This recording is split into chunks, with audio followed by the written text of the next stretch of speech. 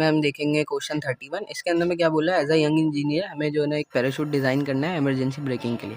सही, ये military aircraft है, उसका मास है 9500 kg। सही, ये प्लेन हम जो प्लेन है वो लैंड हो रहा है 350 किलोमीटर पर आवर की स्पीड से। सही है, पैराशूट सिस्टम अलोन, खाली उसको कितनी प्लेन की स्पीड मिनिमाइज़ करनी है, 100 किलोमीटर पर आवर तक मिनिमाइज़ करनी है। सही है, इस लेस देन 1200 मीटर, तो 1200 मीटर के अंदर हमने उसको स्पीड को मिनिमाइज़ करना है। सही है, अब हमें क्या करना है, minimum diameter required for single parachute और 3 नॉन इंटरफेयरिंग पैराशूट के दरमियान, और इसका हमें कोफिशिएंट दे दिया सिंगल पैराशूट के लिए 1.43। तो यह हमें जो है ना फाइंड आउट करना है। अब हमें क्या पता है कि इसकी जो मोमेंटम है उसको रेजिस्ट करेगी ड्रैग फोर्स। सही, और ड्रैग किसकी वजह से आए, हमारे पास इस पैराशूट की वजह से आए। तो सिंपल सा अगर हम यहाँ पे इक्वेशन लिख लें, अच्छा हमारे पास जो ड्रैग फोर्स होगी वो नेगेटिव में एक्ट कर रही होगी।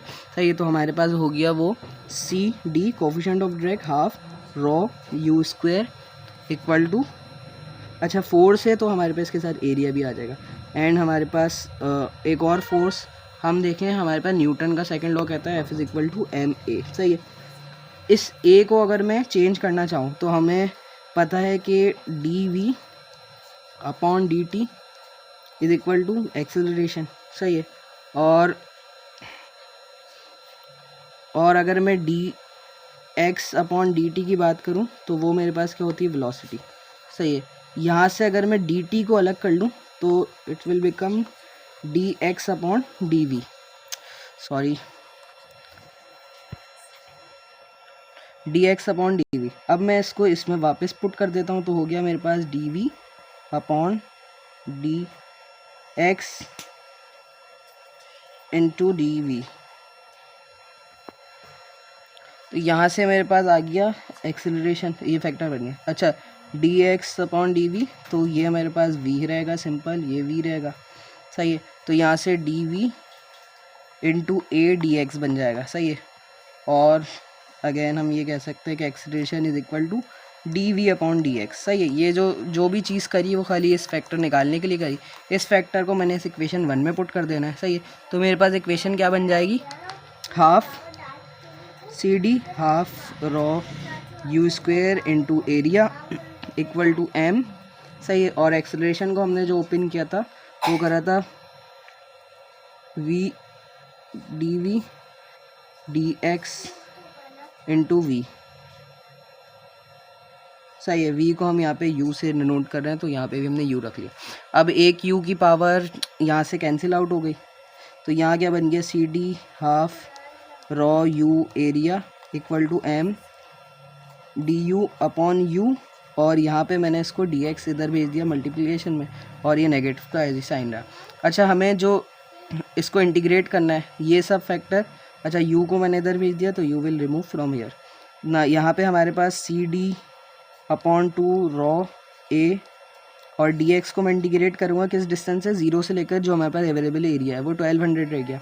और यहाँ से मास को भी मैं इधर डिवाइड में ले आता हूँ, जो कि हमें 9500 kg गिवन दिया गया है। यहाँ से डी यू अपॉन यू, और वेलोसिटी मेरे पास क्या है, अच्छा वेलोसिटी मुझे गिवन है 350 किलोमीटर पर आवर इनिशियल, और फिर 100 किलोमीटर पर आवर। तो इसको हमें चेंज करना है तो 3.6 से डिवाइड करा देंगे तो मीटर पर सेकंड में आ जाएगा ये मेरे पास।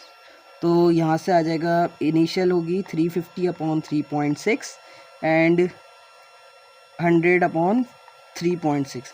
यहाँ से मैं अगर एरिया निकालूँ तो it will come out approx 11 point, same ही आ रहा होगा 11.3 अप्रॉक्स आ रहा होगा मीटर। सही है, और इसको हमें पता है एरिया, हम अगर देखें जो हमारे पास पैराशूट होगा, सही है, वो फ्रंट से जो हमारे पास दिखेगा, सही है, उसका जो एरिया होगा वो फ्रंट से हमें सर्कल ही नज़र आ रहा होगा। वैसे तो हेमिस्फीयर होगा 3D में, लेकिन फ्रंट से जो हमें दिख रहा होगा यहाँ से वो एक सर्कल नज़र आ रहा हो, तो दिस एरिया हमारे पास जो होगा वो होगा π/4 डी स्क्वायर। और यहाँ से अगर हम इन दोनों को इक्वेट करें और डी स्क्वायर को निकाल लें तो डी निकाल लें रूट लेके, तो 3.8 मीटर हमारे पास आ जाएगा उस पैराशूट का डाया। और अगर हमें 3 पैराशूट निकालने नॉन इंटरफेयरिंग, तो इस एरिया को हम 3 से डिवाइड करेंगे। सही है, तो area divided by 3 equal to π/4 D square, और ये डी इसको मैं बोल देता हूँ सेकंड। सही। तो यहाँ से जो D2 मेरे पास आ जाएगा वो आ जाएगा 2.2 मीटर अप्रॉक्स। तो ये मेरे पास आ गया है। एक पैराशूट 3.8 मीटर का लगेगा और अगर 3 पैराशूट लगाने हैं तो वो 2.2 मीटर के लगेंगे, non interfering parachute. So that's all, thank you.